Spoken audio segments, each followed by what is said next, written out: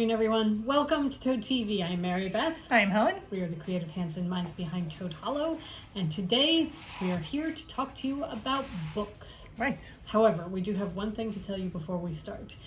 We spent the entire morning shopping for all the lovely things that we were putting in the hedgehog box. And we had so much fun doing it. And we got so much good stuff to add to the curiosity shop on top of the hedgehog stuff. So, all right, so the hedgehog boxes are live. It is $65 if you are getting the box with the yarn and the goodies. And you have the choice of getting fingering weight, DK weight, or sweater weight yarn. And then if you are just getting the yarn and not the goodies, the extras, it is $30. And again, you get the choice of sweater, DK, or fingering weight. Right. And these are our animal guide boxes. This is the next installment. Everything is a mystery except you know which animal is going to be the focus. Right. So you won't find out what the yarn is or the goodies until you open your box. And they will be shipping by the end of September. Right. So that is live now. You may go through and buy it. We'll wait. Okay. All right. So today we were talking about books and what we read in August. Yes. Some good, some not so good, but that's the way it goes. Okay. I read 9 books in August. I'm much more of a regular human being and I only read 3. So, Okay, so I read 9 books, 4 physical books, 5 audibles, listened to 5 audibles, for a total of 3,223 pages. I haven't done the tallies yet. And I've already picked my favorite book for August, but I'll do that at the end and we'll see if we share the same book. Okay. I have a feeling we might. I think we do. Okay. All right, since I have quite a few more than Since you. there's only one that we both read. Yeah, in August. Shall I start? I think so. Okay. All right. It's going to get very boring if it... Yeah. The first book that I read was Flashfire. I have my notes so that I could do it. This is by T.J. Klune. This is the continuation. This is book 2 of The Extraordinaries. This one I did not like as much as The Extraordinaries. It was a good book, but I felt it dragged quite a bit. There are 400 pages, and I have down that not much happened for a 400-page book. I read somebody else's review, and they said that the biggest thing happened within the last 100 words of the end. You really, really liked The Extraordinaries. I did. I gave The Extraordinaries 5 stars. I gave this one 3.5 stars. I also felt that he was dealing with some current topics, police brutality, that kind of thing. I'm not sure I liked the way he handled it. I thought it was kind of clunky, almost as if he was putting it in because he had to. So, and then I was reading up on it, and evidently he got a lot of flack for not addressing it quite as much in the first book, so that a lot of people felt that he went really overhanded with it in this book. So are you still going to read the third? Yes, most definitely. Okay. I will read the third. However, I hope that he goes back to the overall feeling of the first book, because this one just felt like you went for a very, very long period of time with not very much happening. Okay. All right. Then my second book that I did... Figure you do 3, I'll do 1, you do 3. Okay.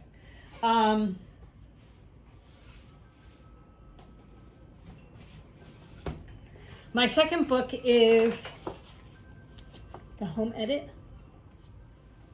It's a guide to organizing your life. So for any of my family members that watch this, I would like gift certificates to either Amazon or the Container Store for my birthday, please, because I want to buy all the plastic boxes and all the baskets to organize my life. To further clutter our lives. No, okay. Organize. Organize. They very clearly say that it is okay to have things as long as you honor them, and it's good to have stuff as long as you're using it and you're honoring it, and you are, so that, as they were talking about, they were doing somebody's a Grammy winner, and their Grammy was in a basket in the back of their closet. It's okay to have a Grammy, but put it out so where you can admire it and people can honor it. So it's okay to have like our stuffed mice and the Melania birds. I know. I'm totally fine with my stuff. It's just that I have a lot of stuff, and now you're bringing in something to keep it organized. Just before we started podcasting, I had to grab some treats for the dogs, and she has them in cute little containers and everything, but to get to them, I have to knock over a container because The whole thing is I have to figure out where the dogs' treats are going to go, because right now they're in 6 different places because we have so many of them. And if I had it organized where I had them all in the right spots, it would be okay. It will get there. It's going to be a process. However, I want all the plastic boxes. this is a book I probably will never read. Yes. I have down that I want to drop everything and start organizing right now. I'm going to need a ton of storage containers in all shapes and sizes. Also, I'm going to have to figure out how clear plastic bin fits into cottagecore.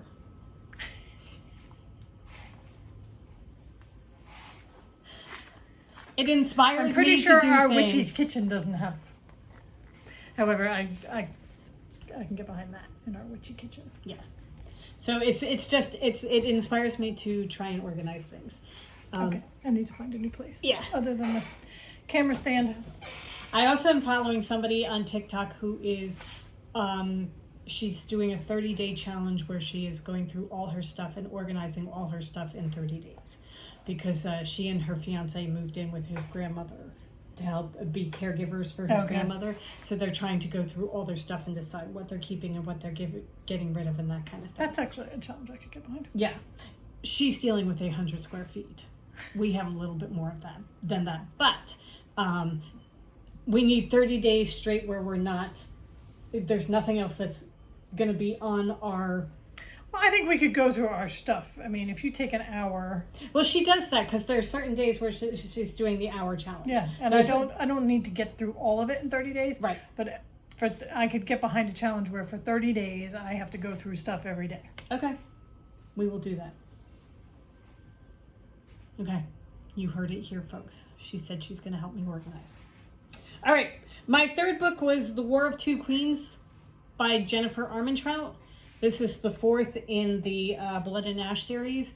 I believe This is her porn. Yeah, this is my fantasy porn. I believe she is continuing with new books. I am done. I have reached the end. I have taken it through the end of this story arc, and she has resolved things. This one I did not like as much as the others. One of the main reasons was I listened to these on Audible, and the first 3 are all narrated by the same person whom I liked very much, and the 4th one is narrated by 2 people, and the female is the same one that had been doing the first 3, so I liked her, but the male that they brought in I did not like at all. And that can ruin. Yeah. So I have down that they spend some time apart. Actually, for the first half of the book, the 2 of them are apart. So I thought, okay, maybe it's going to cut down on some of the sex and that kind of thing. Nope. They have sex dreams. Or they relive the sex that they had before they were separated. So the sex is still there. So if you are into fantasy porn, it is still in there. Keep going. You're good. It's but I also wrote down that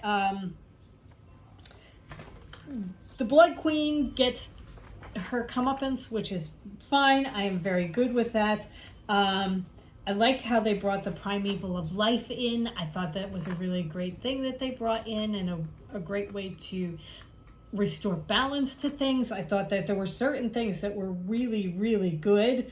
But by the end, I was just mentally willing the narrator to read faster because I just wanted it to be over. And I thought, okay, they're going to wind it up and everything. And then in the last little bit, they tell you that the old gods are waking, and this is actually just the beginning. The first 4 books are just the beginning of the saga. I'm like, nope, I'm done. I will read about it on Wikipedia and figure it out that way. So I've read the first 4, and I'm good. All right, go ahead. okay. I have 2 audibles and 1 physical book for my vast reading for the month of August. But I had a really good month because mine were either 4 or 5 stars. So my first one is Trust No One by Deborah Webb. That was an Audible. It's a detective novel. It's the first in a series of these two detectives, so that's exciting because I gave it 4 stars. I said it's good thriller. It's perfect for Audible. Yeah, it was. I enjoyed the storyline. I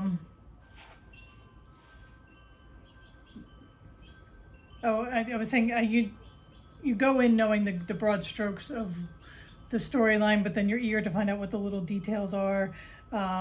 It's one of those books where it starts you out with like the final scene almost, not quite the final well, scene. It starts you out with. But... I mean, you've got the murder, and then you kind of you're going back and forth in time to find out what the history behind everything is. And what it is there's a very brutal murder. A husband is found brutally murdered in his bed. His mother-in-law is found elsewhere in the house, and the pregnant wife is missing. And it's all about, is the pregnant wife victim or suspect? And you're getting different points of view throughout the storyline. As you're going through, you're getting the detective's point of view, but then you're also getting the pregnant wife's point of view. So you've got you're a little bit of an unreliable narrator, and I thought it was really good. Some parts of it were really brutal. Yeah. But some parts of it where there was one part too. Yeah, but there was one part where I was pretty sure that it was all just kind of a red herring thing, and then I was surprised at the end. I'm like, oh no, that did happen. Okay. But they gloss over. It's not gory for the sake of being gory. It's just the brutality of human nature more than like blood and guts all over the place. So I will definitely continue the series of this one, which is exciting. I read this one back in March or April, and I liked it. I liked it a lot. And I like the two. It's a male and a female detective, and they're not doing the whole, male female. Will they or will they not get together? Right. Yeah. There's no sexual tension or anything like that yet. So I'm like, okay, good. Just stick to the storyline. Right. So I also like some of the peripheral characters, like some of his underworld context type of thing. Yeah, and I think one of them is going to be the ice cream. Anyone? We will pause for an ice cream break. One of the side characters I think is the main focus of the next book. Right. So yeah, I really enjoyed it. I did like that one. I like that one a lot. Okay. My next one is Murder at Melrose Court. This is about, it was kind of touted as Agatha Christie meets Wooster and Jeeves. I kind of felt that it was Agatha Christie meets Wooster without the funny parts of Jeeves. It's about a murder that happens at a country manor at Christmas time. And the main character, who is suspected of the murder, but then decides that he's going to become a detective and figure out what actually happened. I found him to be boring. He was just a boring character. For the main protagonist, you want him to have a little bit more life, and it did not work for me the way he was written. Also, the class system was very definitely here. It's the English in the country manor in the 20s, so that there was a definite class system, the upstairs downstairs side of it, that to me was problematic. There were parts of it that were problematic for me. I also thought that part of the story that they talked about that had a side thing where one of the male servants was attracted to one of the female servants, and then got completely upset when she went off with another one of the male servants. It was like the butler was attracted to one of the maids, but then she went off with one of the footmen, and they're going to get married and everything's fine. There was a lot more attention paid to that I didn't think it was necessary for the story at all. And was it trying to divert your attention? I don't think so. Oh, okay. It was just, I'm not sure why it was in there. And one of the things that, they referred to him as almost being in his dotage, the butler. And it's a young, pretty maid and a very good-looking housemaid, footman, and we're supposed to feel sorry for the dirty old man. the dirty old man. Oh, Yeah, it was. okay. There were little bits and things that just it didn't work, and I was really kind of excited because I love Worcester and cheese. I love Agatha Christie. It was very dated. It was very dated. Is it a current book though? Yes, Okay. but it was written from the 20s. So I mean, it was set in the 20s. It's just it didn't work. It did not work for me. I listened to the audible of it, and another thing, he has a dog, and periodically the dog would bark in the middle of the story, but there weren't really Did the other narrator sound. really bark? No, they had a dog that barked, Oh. but it wasn't like there was it was he would be talking to his dog and then the dog would bark, but there were no other sound effects.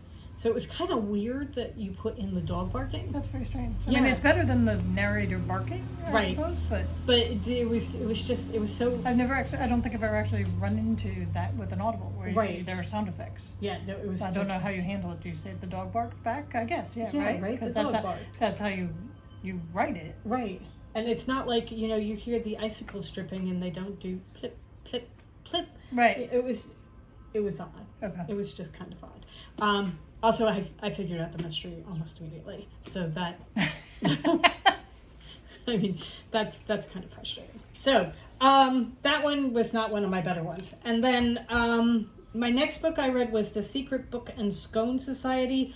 I loved the idea of this book. 4 women in their late 40s, early 50s. They live in a small town called that's based around healing springs, so people come to this town to be healed.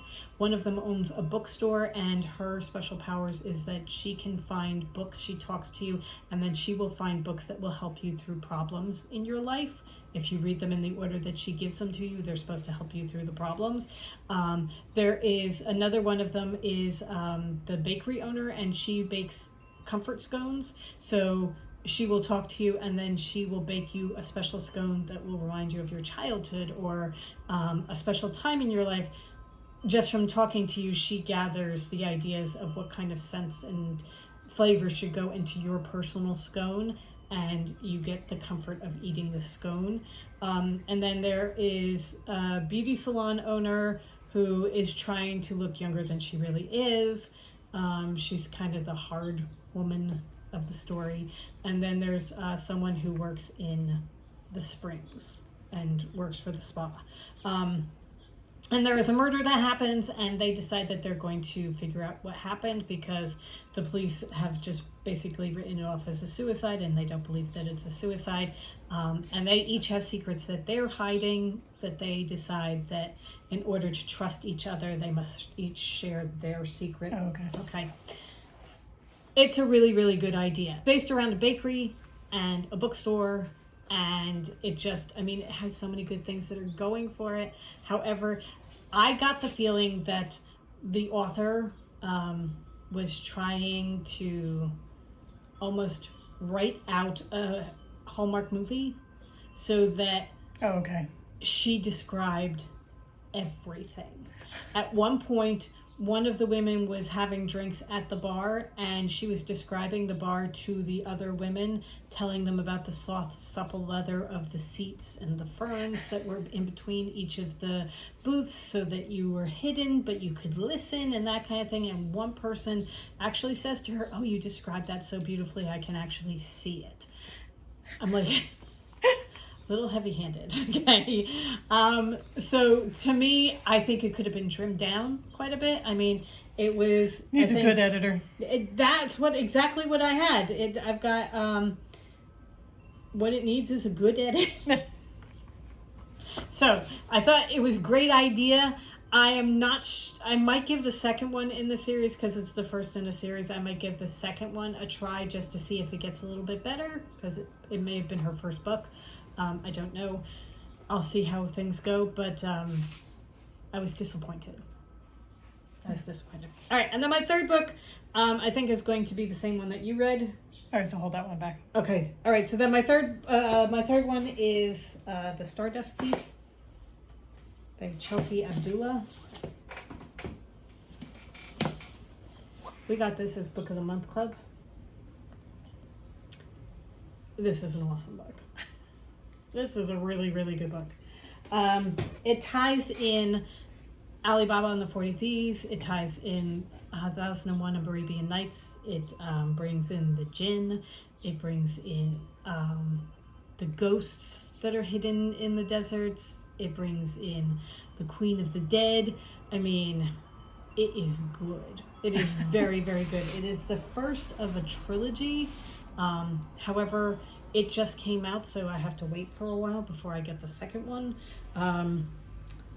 I've got Jinn Killers, 40 Thieves, The Midnight Merchant Who Collects Magical Artifacts.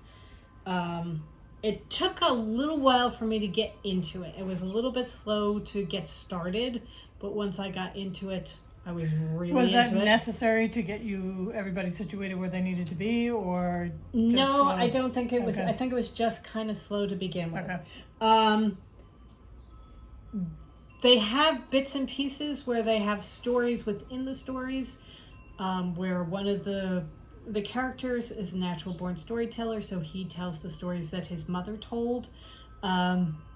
Those didn't work as well for me. To begin with, they were too abbreviated. They were like a page or two and that's it, so that they were a little too abbreviated. But I felt that they weren't necessary to the story, the overall story. I thought that the story moved along just fine without them. Okay. So, I really, really liked the main characters. And I'm leaving it that two of the characters are in the midst of a heated battle, and their biggest ally just left with two other of the characters. So it's just, I mean, there's a lot going on and it leaves a lot open at the end. So I'm very interested to see what happens in the next book. But they go find the hidden cities of the jinns and that kind of thing. It's just really, really, really cool. Really cool. Lots of magic. Lots of world building kind of thing. Cool. The sultans, they're all in there. So Okay. it's good. It's really good. Desert travel. No magic carpets though. But other than that, You don't want to get too far-fetched. yeah. Okay, my second book was The Gunkle by Stephen Rowley. Early in the year, I had read Lily and the Octopus by him. I also gave this one 5 stars. I wrote in it, it did not make me cry as hard as Lily and the Octopus, but this one deals with people dying, not dogs.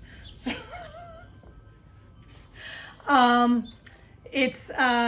this is a fun read. It really is, but it's got so much to it because there's the lighthearted, fun part of it, and then there's you're dealing. What happens is his sister-in-law dies. They call him Gup. He's gay Uncle Patrick. And his sister-in-law dies. His brother goes into rehab because he's addicted to painkillers, and now that his wife is dead, he decides that he needs to really clean up his life for the 2 kids. So gay Uncle Patrick takes the 2 kids for the summer. And he is not used to dealing with children. He lives in Palm Springs. And it's the 3 of them because his sister-in-law, he knew her before his brother. They went to college together. So he's dealing with his grief, but he can't grieve. Nobody's really paying attention to the fact that he's grieving because she was married to the brother. So everybody forgets that he knew her first. Right. So that he's grieving her in a different way. The kids are, these are young kids and they just lost their mother. So he's trying to help the kids get through the grief. And then there's sibling relationships, which when you read it, you will recognize. So there's so much in it, but it sounds like but it's not too much. It's life. And the way the 3 of them get through the summer is just, it's nice. And Yeah. you just feel really good at the end. So highly recommend The Gunkle. I have to read that. I haven't read that one. And he has a very good writing style. I'm pretty sure most of his protagonists are him. Yeah. Cool. Very cool. All right. My next one is, I would hold this up and show you the cover, only somebody ate the dust jacket. So I'm going to do that. It is the Siren. In his defense, somebody took the dust jacket off and left it lying around. It is the Siren. It is a story that is It's sad because the book was bought because of the dust jacket. It was a really pretty one. It's a story that's set on a Caribbean island where they are shooting a movie, and it is told from the viewpoint of several different people. Mainly the three main female protagonists. There is the producer, the executive producer, who is trying to get this movie going on a budget that is being provided by the main male co-star. His ex-wife, former ingenue, is the second main character that's telling the story, and then there is the real ingenue, the young woman who's coming up in the world of filmmaking, and her story, and the way the three of them tie together and interact with this male movie star, and all the different things that are going on. And there's a hurricane heading towards the island, and then there's a murder and what happened. And I thought it was really, really well done. I really enjoyed it. I had started it, and then I had a night where I just could not sleep, and I decided at 12:30, all right, I'm just going to read for a little bit, and I finished the book at 5:30 in the morning, and literally did not sleep at all that night. I read all night long. So it kept me awake and kept me intrigued, and I couldn't fall asleep until I finished it. So it was very, very well done. I really, really liked that one a lot. I read that one earlier in the year, and I really liked that one. I thought it was very good. I thought this is a good one. This is a very good one if you're into a murder mystery and the messy ways that people's lives interact with each other and that kind of thing, and also learning about Hollywood and being on sets and that sort of thing. Yeah. It was interesting. It was well done. So yeah, that was a good one. All right, and then my last book that I did, Second to last. Okay. I listened to The Vine Witch on Audible. This is a story about witches in France who work with the local vineyards. In one particular area in France, the witches worked with the vineyards, and they read the skies, and they tracked the phases of the moon, and they talked to the earth and that kind of thing, and had potions and brews that helped with the vines, and they couldn't tell you when was the perfect time to pick the grapes and that kind of thing. You start off with one of the main vine witches. She is a toad. She has been cursed, and she is living her life as a toad, and she is trying to get her way through, get out of being a toad. And it's very, very interesting. It was really, really good. I liked it so much. At one point, she runs into a couple of other different kinds of witches, one of which is a glamourist, and I believe that is the next book in the series is going to deal with that one. She works in a carnival. And then there was a djinn who was a fire witch. It's set in France in the turn of the century where, turn of the century, because the automobiles are just starting to come in, and there is a winery that is trying to do it based on science, and the main person doesn't want to have anything to do with the vine witches. He doesn't want magic as part of his vineyard. He wants to do it all based on science, but he can't figure out why his grapes are not tasting. He has 3 years in a row of very bad wine, and he can't figure out why, and it's because he doesn't have the vine witch there to come and work with the vines and that sort of thing. So it's really good. It's science versus magic, and right. How they're not actually fighting with each other. They can work together. Okay. And make things work the right way. The only problem I had with it was the final conclusion. I didn't like the way they tied up the person who was behind her curse and that kind of thing. Okay. I thought that was a very weak ending as far as why she was cursed and that sort of thing. Other than that, I loved the book. Okay, So I was cool. very, very interested, and I think it's the first of a trilogy. So I know that the second one is available because I think I've already downloaded it to Audible, and then the third one, if it's not available now, it will be soon. Okay, cool. Yeah. Okay.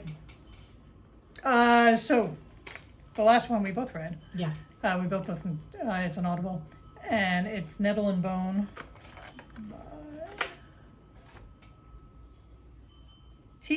Kingfisher. Letter T, Kingfisher. Right. I love this book. Yeah, this is my favorite book of the month. Yeah. It's a fairy tale retelling. Well, not retelling. It's a fairy tale, but the princess doesn't want the prince, and she has to go save her sister, who thought she wanted the prince but decided she didn't. She actually has to go save her sister from the prince. Right. So she gets her band of merry misfits together, and they go save her sister. It's all about the band of merry misfits. Completely. There's a dust witch who her familiar is a chicken that is possessed by a demon. And the dust witch is a person who talks to the dead. Right. There's a fairy godmother. Mary Beth and I both feel that we very much like the fairy godmother. Her gift that she gives to everybody is healthy. They're going to be healthy. Right. They're going to live healthy lives. Lives healthy lives. And it explains why she does that. There's a bone dog. There's a bone dog. Yeah. There's a dog made of bones. There's a very, very nice little love story. There's an errant knight. Yeah, and it's just... who is rescued at the goblin market, because there's a goblin market too. Right. It's just, you go from step to step. It's not a terribly long book. No. But it's just like, oh, wow, there's a goblin market. Cool. Oh, look, here's the errant knights. And it's just, it's so much fun. It really is. We both listened to it, and it is my favorite book of the month. I actually have started getting to the point where I have my favorite books of the month that I put up into a grid. Oh, are you actually choosing against each other now? I have gotten to the point where Well, I'm we choosing have to, against each other now, so I have them written. And I didn't do, January versus February and February versus or March versus April type of thing. I just randomly picked. So I have I had to do Nettle and Bone versus the Bear and the Nightingale, and Nettle and Bone has won. Oh, I haven't reached one yet, because I'm by 3. Okay, I did 2s and you did Okay. 3s. Okay. Yeah. It will go up against Scorpica, which is going to be interesting. Scorpica is a good book. That's a really good book. However, Scorpica didn't make it to my best of the month. I'm trying to Mine is April. Scorpica was in April, and I didn't. I guess I didn't have a terribly good reading month in April. It may be the only book I read. April was a rough month. Yeah. When did I read Scorpica?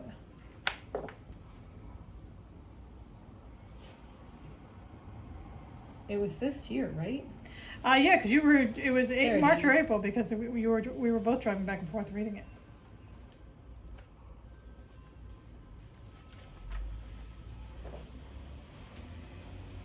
Okay, so. This is why Oh, I keep you a know book what? journal. I put it went up against How High We Go in the Dark. Oh, okay. And I picked How High We Go in the Dark because that one was, See, I did How High We Go in the Dark in March. yeah. So did I.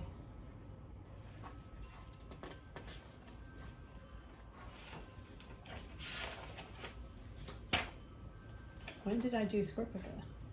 I know I did. I had quite a few There in it is. April, and they were pretty good. But Scorpica won, because I had Ariadne in there too. Yeah, I had some good ones, but How How High We Go in the Dark was the one that I picked as my overall because it was so different. Yeah, and so interesting. How High We Go in the Dark for that month was my favorite, whatever month I did it in. So because it was so far out of the comfort zone and I enjoyed it. Right. Yeah, March was How High We Go in the Dark. Anyway, that is where we are. Yeah. All right. So what are you reading now? My physical book is Lessons in Chemistry, which I really, really love. Really good book. Really good book. And then I am listening to The Lights of Sugarberry Cove, which is going to be like a 3-star beach read kind of thing. Okay. I am reading Violetta right now. It is basically a memoir, a fictional memoir of a woman who lives to be almost 100 years old, and it's the story of her growing up in Nicaragua. And it is interesting. However, there's not much of a plot. Okay. So it's taken me a while to get through it just because, there's nothing that's drawing me back towards it. I'm making myself read it every day. It's very it's very well written. However, there's just not something that's like, oh my God, I have to see what happens next. There's no Goblin Market. There's no Goblin Market. And then I am listening to Near the Bone, which is Christina Henry's, one of her newest ones. And that one is, I need to start sewing soon so I can figure out what's going on next with that because that one is good. That one has plot. So I want to know what's happening with that one. So we were talking to a friend, and she is putting together her October reading because she's doing a theme reading, and I'm trying to decide whether I want, and I don't think I will, do a theme read because I don't know. I'm intrigued. What would your theme be? I don't know because October is a bad month to choose because I don't do horror. I don't do scary of any sort like that. That would be the natural thing. I could go through and do witches, but I'm not buying new books. Okay. Just to do a theme read. I'm trying to think of what we have. I may have covered all the witches.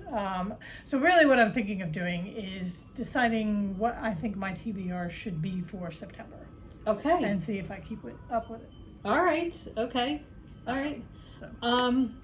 Yeah, no, that's a good idea. Plan your books ahead of time and do it. Say I want to read 3 books, 3 physical books and a couple audio books kind of thing, and see, do I even reach a goal or... Okay, all right. I don't know. I have gotten it that I started doing it that I put all our books that we got in alphabetical order by the author's last name, and I was just starting at the beginning and working my way through. Right. However, I know what I'm reading next, and it does not fit in with that. What do you think? I'm going to read Verity by Colleen Hoover because okay. I keep seeing things where it's both sides of the coin. Either they hate it or... And it's her. This Colleen is... Hoover. Either they hate Colleen Hoover or they... Right. She's the queen of everything. And oh my God, I love me my Colleen Hoover type of thing. But I've seen a lot of people where it's like, here's my husband reading the last page of Verity, or here I am reading the last page of Verity type of thing, and it's like something happens on the last page of Verity, so I kind of want to read it and see what happens. So I'm almost done Violetta. Okay. So I figure I'm going to grab that next, and hopefully it'll be a fast read. Okay. I think I'm going to do Flying Solo next. Oh, that was good. I enjoyed that. The Christina Henry is my Audible is the one that's keeping me going. That's the one I'm really, really good with. Okay. All right. So, in the comments, let us know what you're reading. Yeah. What was your favorite book of August? Yeah. Is it Nettle and Bone by T. Kingfisher? Or will that be your favorite book of September? Because now you've heard about it. And I'm linking all of the books down below. And there'll be a link to the Animal Guide box too, which is available now. Don't forget, go buy your Animal Guide box.